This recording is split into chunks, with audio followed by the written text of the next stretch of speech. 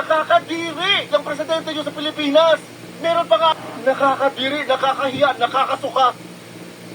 Diyos ko Lord, mali. Hindi kami fake news. Ilang beses namin sinasabi yan.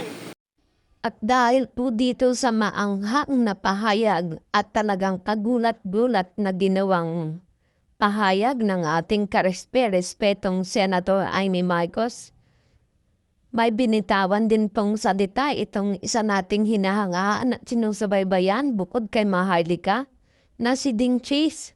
At talagang pwede niyo po siyang puntahan sa kanyang Blue App, Ding Chase Vlog, para makita niyo po ng buo at marinig niyo ng buo ang kanya mga binitawang salita.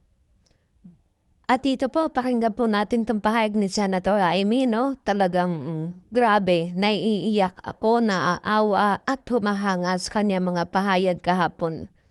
Sana ay magdulot ito na magandang kalalabasan na maisip sana ng ating mahal na Pangulo na ito ay pagmamahal sa kanya ng kanyang kapatid concern. Eto pa, panoorin po natin. Iparehab ko na yan. Pero tuwing maghaharap kami noon, hindi kaya ng aking kalki na magbabago na siya.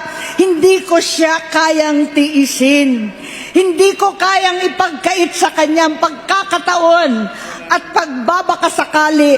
Umaasa ako at laging nananalangin na sana, oo nga, nagbago na siya.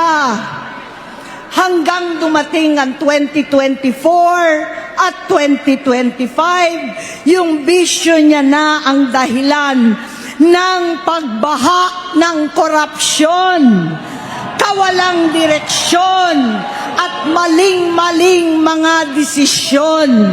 Walang accountability, wala nang hustisya.